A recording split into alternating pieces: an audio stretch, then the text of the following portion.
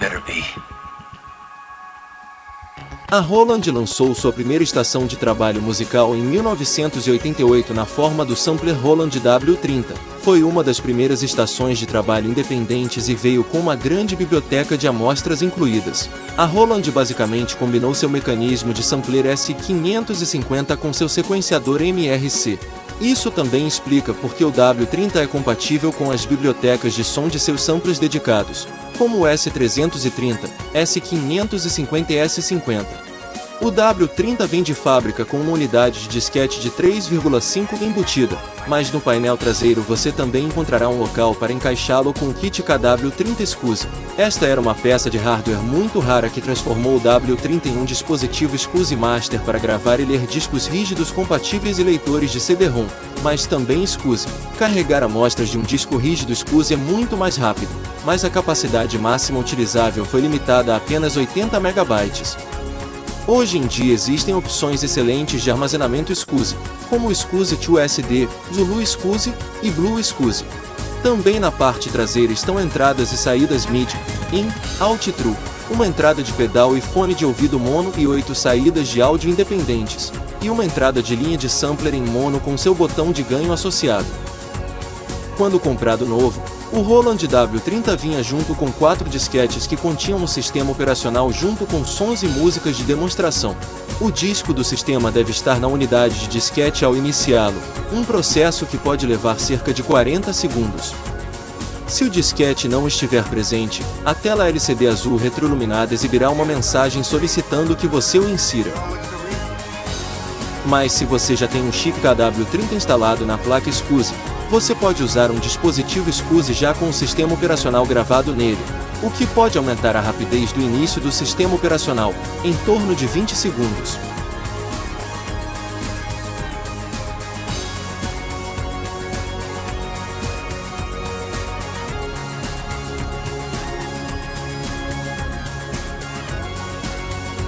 Falando da tela iluminada, seu contraste pode ser ajustado através de um botão na parte traseira do W30. E parece muito melhor do que as telas LCD de uma ou duas linhas que eram comuns na época.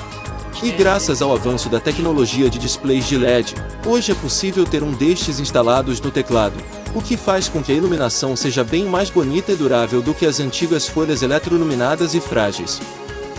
Com mais de 62 páginas cada uma contendo ainda mais janelas, é bom que o W30 tenha 2 botões giratórios infinitos para navegar por tudo.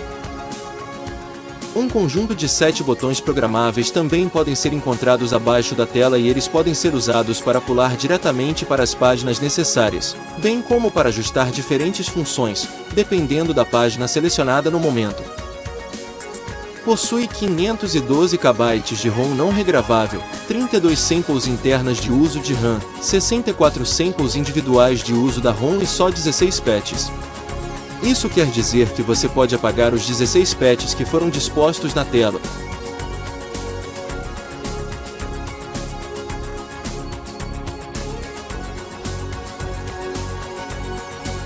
E substituir por 16 que você samplear.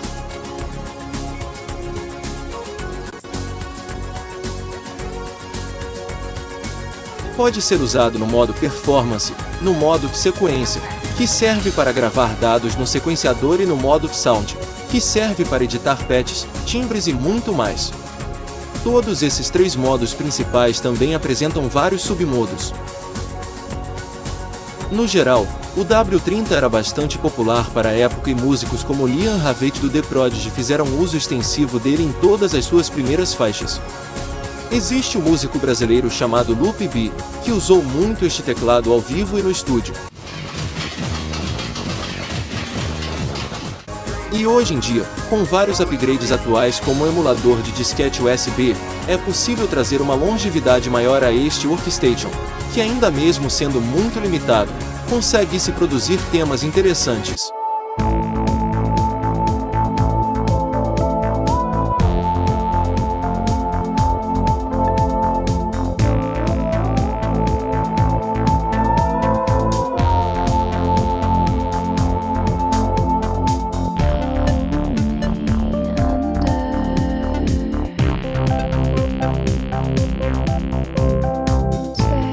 por sua limitação original baseada em disquetes, e não vir de fábrica a opção KW30 que ativa o SCSI, levar o teclado para o palco não era uma tarefa muito recomendada, dado a risco de algum disquete não fazer a leitura correta, e perder-se tempo. Claro, como todo bom upgrade, você precisa colocar a mão no bolso e investir nas suas melhorias, comprando um kit SCSI to SD, display de LED e emulador USB, mas no final, o teclado se torna bem poderoso e rápido para se criar músicas.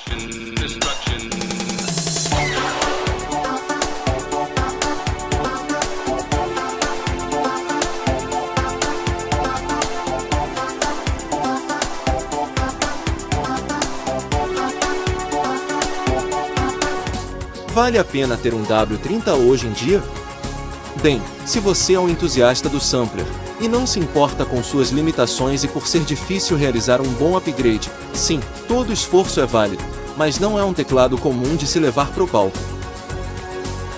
A vantagem é que hoje em dia é possível encontrar um W30 por valores bem baixos, por menos de R$1.000 é possível ter um, mas lembre-se, ele raramente vem com um item atual, como emulador USB. Mesmo com todas as dificuldades, é possível se acostumar com sua interface e modo de operação, e existem manuais de instrução em PDF para baixar pela internet. É possível baixar novos sons e amostras no formato de imagem, para ser carregadas em pendrives para usar com o emulador USB. Mas se você não tem emulador USB e ainda usa disquetes, o site que estarei indicando na descrição terá também os arquivos de disquete para baixar. E se você não tem mais o disquete de boot do sistema, neste site você também encontrará, inclusive com instruções de gravação do disquete. Espero que você tenha gostado do vídeo. Só peço que você deixe seu like aqui neste canal Retrowave do Riva Lima, ative o sininho, se inscreva, e acompanhe as músicas que ele produz tanto no W30 quanto em muitos outros sintetizadores. Até a próxima!